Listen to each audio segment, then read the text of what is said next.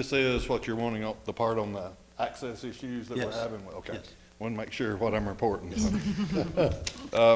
Good afternoon. Thank you for the opportunity. I know we met in workshop last Thursday night, and I was asked to come forward and share some of the concerns that I shared in a recent meeting with the Planning Commission, and then also in our workshop, and then we met with the Emergency Service, or the Health, Education, and Public Safety Committee recently also to talk about these. The purpose of what I'm going to address to you is to bring awareness to the access challenges and the operational challenges that we're seeing for emergency service providers, not just the fire department, but I think I can speak fairly on behalf of all the emergency service providers about some of the places that we're having trouble accessing, particularly with emergency equipment.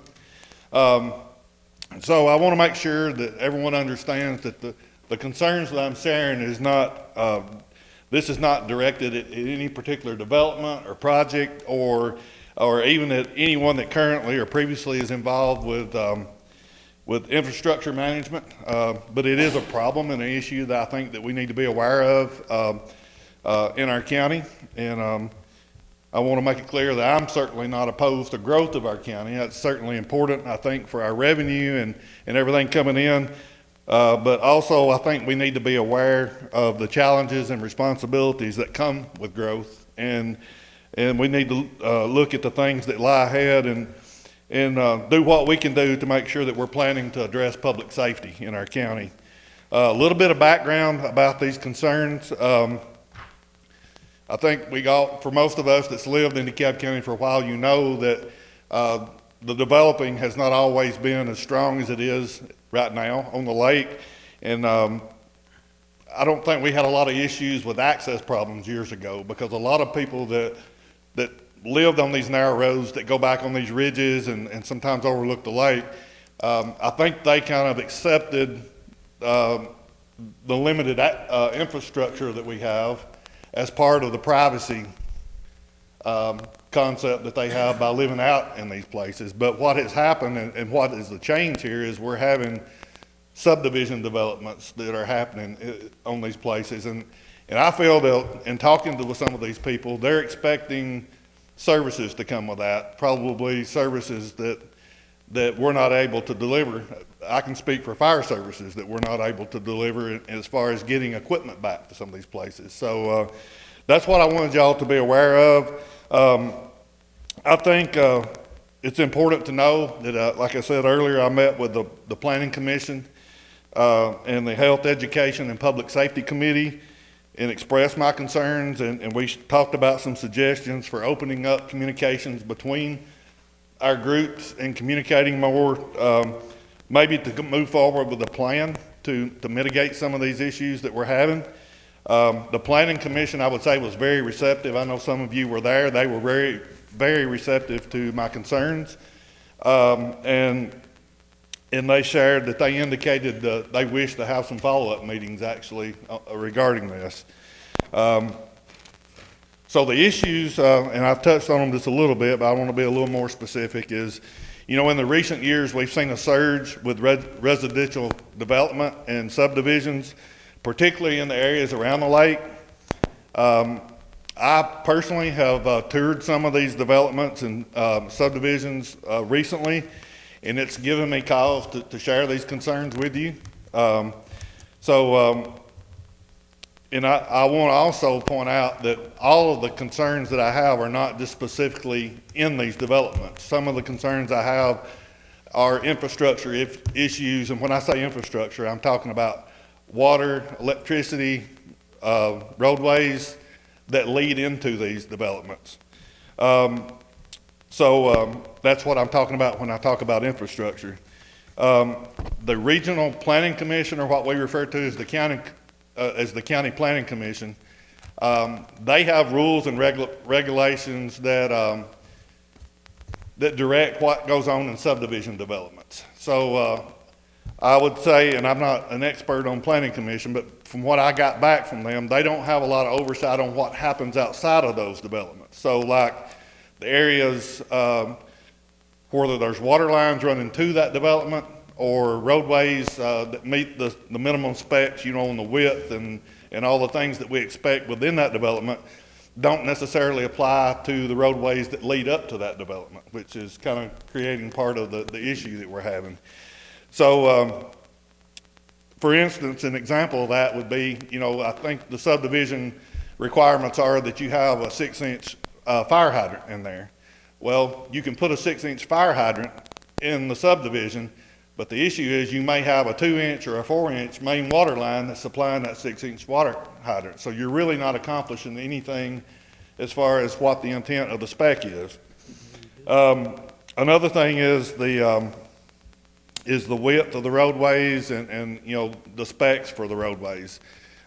You can have that within the subdivision, but that don't mean that what is leading into that subdivision meets the same spec. So it's almost like,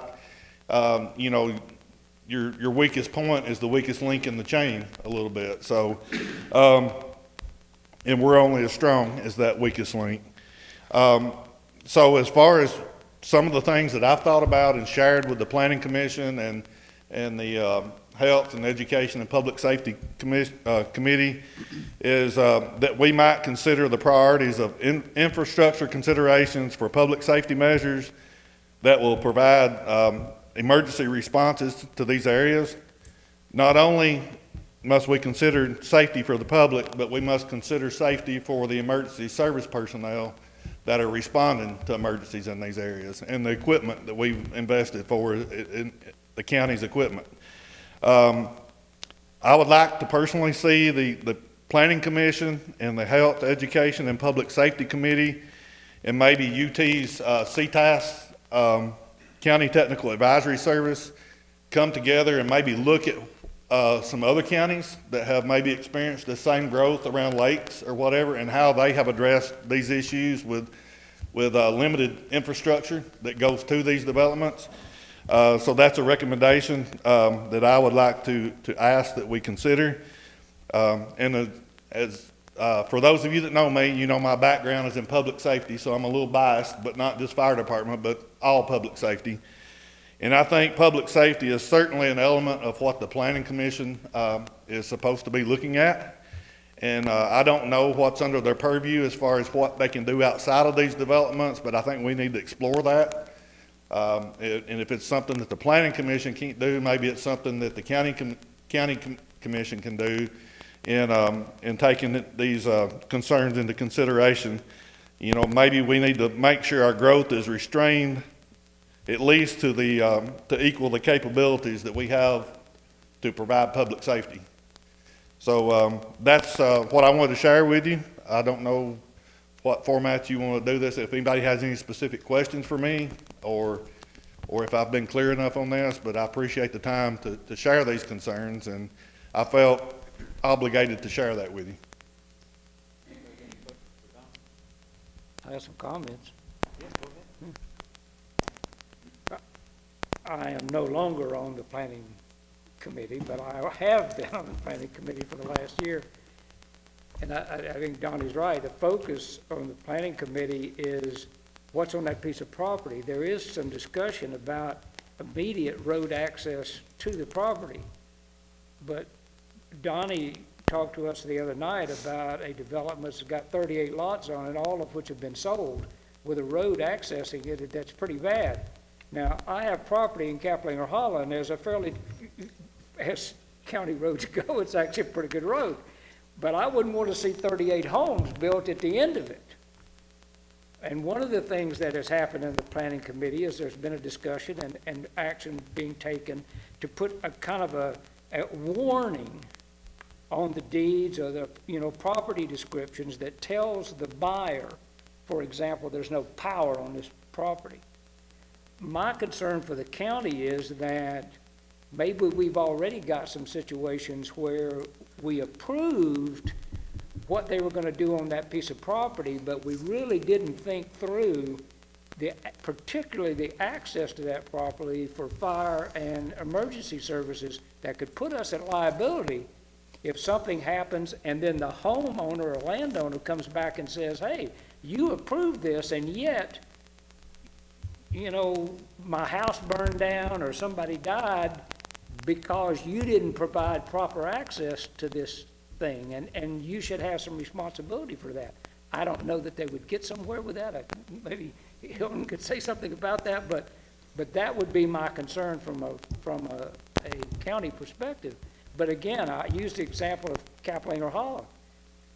If we approved a development, down the road for 38 pieces of property, and now I'm gonna have the traffic from 38 pieces of property on that road, that ain't gonna work. And there should be, I think, at least some disclaimer or warning or something to just put people on notice that for these big developments, if that is an issue. So. Anybody got any other comments or questions, anything for Donny?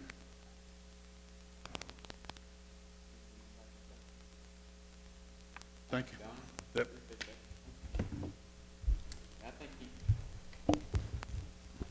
I think he made a good suggestion about taking our committees and putting them together with maybe some people from CTAS or something that can maybe help us develop a better strategy and see kind of what other counties have done to mitigate those problems also. So that was a very good recommendation.